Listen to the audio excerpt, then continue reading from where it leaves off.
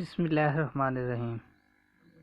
آج میں آپ کے ساتھ حضرت سلیمان رضی اللہ تعالیٰ عنہ کا واقعہ لے کر آیا ہوں، جو کہ ملکہ سبا کے تخت کے حوالے سے ہے۔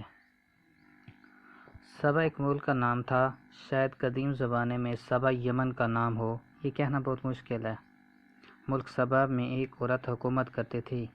کہا جاتا ہے کہ ایک مرتبہ حضرت سلیمان رضی اللہ علیہ السلام کا دربار لگا ہوا تھا۔ اس دربار میں ہر قسم کے چرند پرند موجود تھے، لیکن ان جانوروں کے درمیان ہدہد موجود نہیں تھا۔ حضرت سلیمان علیہ السلام کو ہدہد کے حاضر نہ ہونے پر کچھ پریشانی ہوئی، تو وہ چاروں طرف نظر دوڑانے لگے اور ہدہد کو تلاش کرنے لگے۔ اچانک ہدہد حاضر ہو گیا۔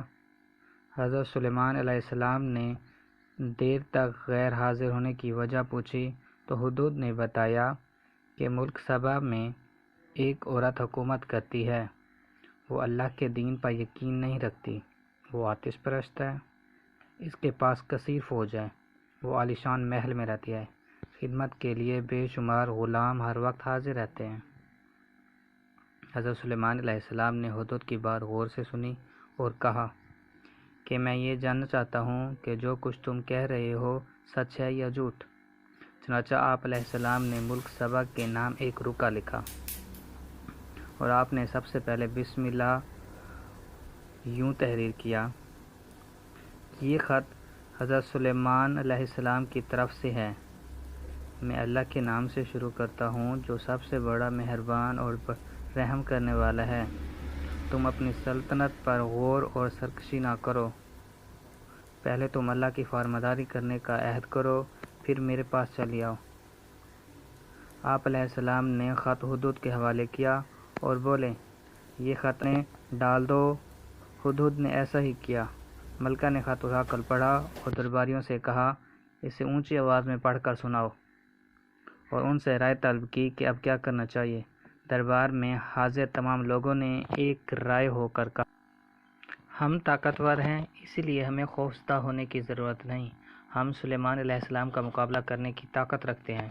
ملکہ سبا نے یہ کہا، ٹھیک ہے، اس میں کوئی شک نہیں کہ ہم کمزور نہیں بلکہ طاقتور ہیں، لیکن ہمیں سوجھ بوجھ سے کام لینا چاہیے۔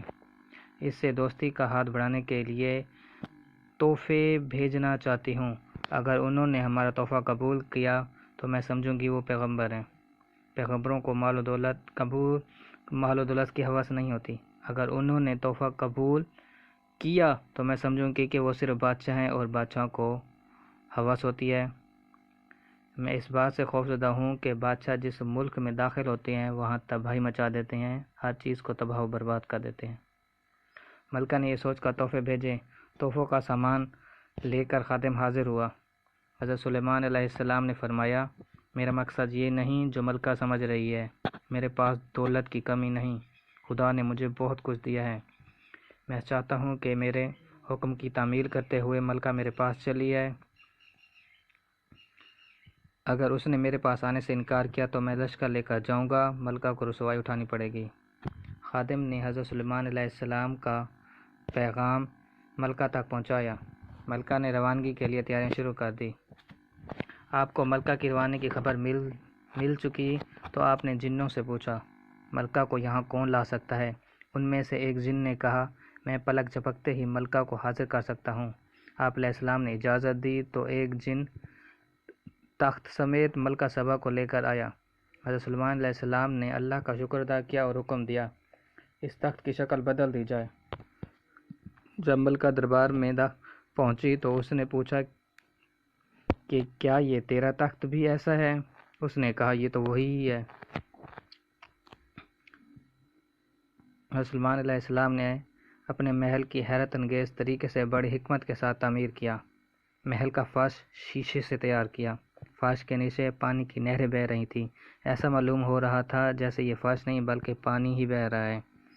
جب ملکہ سبا محل کے فرش پر پاؤں رکھنے ہی والی تھی تو پیچھے ہٹ گئی اور اپنے پانچے اوپر کر لیے تاکہ کپڑے گیلے نہ ہو جائیں۔